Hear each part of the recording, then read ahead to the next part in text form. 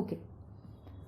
A potential difference V is applied to a conductor of length L and diameter D. So what is given? It's given to us the length of the conductor is L and the diameter is D. How are the electric field E, drift velocity Vd and resistance affected when potential is doubled, length is doubled and diameter is doubled? So let's see the effect of all these on electric field. Okay. So you know that electric field is what? Electric field is equal to V by L, that is the potential gradient.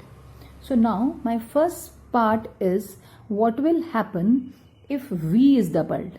Capital V is doubled. If capital V is doubled, what does it mean? That means my first part A, if the potential is doubled, that means my electric field will also double because electric field is directly proportional to the potential difference. Now my second part is when L is doubled.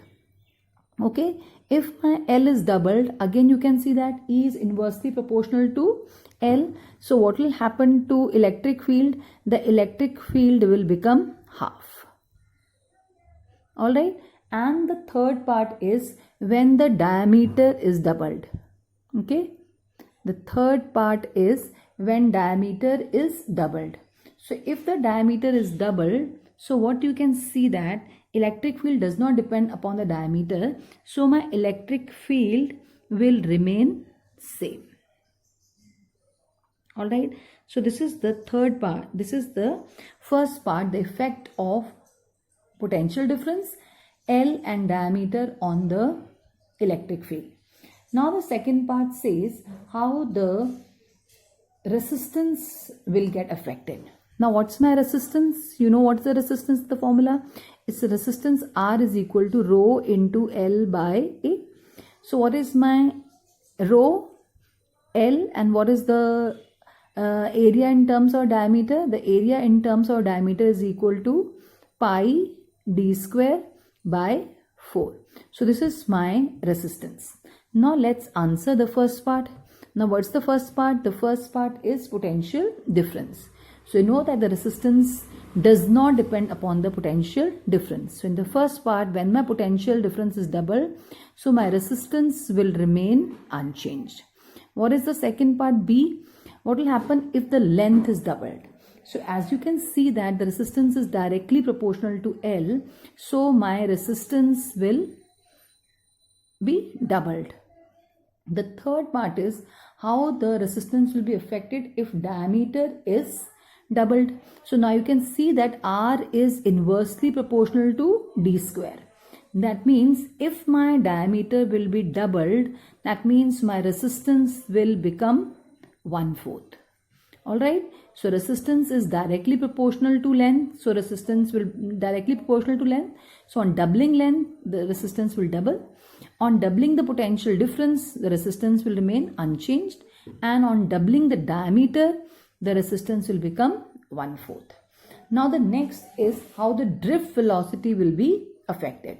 Okay, so you know that what is my drift velocity? My drift velocity is equal to E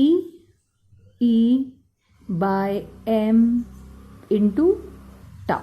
And now so you see that we need a potential difference. So I have to write electric field in terms of the potential difference. So what you will get, this is be E. Instead of E, I'll write V by L. So this is my m is here. So it's L and tau. So now let's answer all the three parts. What will happen now to the drift velocity if my potential is double? So if my potential is doubled, as you can see that drift velocity is directly proportional to potential difference. That means my drift velocity is directly proportional to potential difference. That means my drift velocity will become double. The second part, it's saying that what if the length is double? So as you can see that V is inversely proportional to L. That means my drift velocity will become half. And what is C part? If the diameter is doubled. So if the diameter is double, that means you know that drift velocity does not depend upon the diameter. So my drift velocity remains unchanged.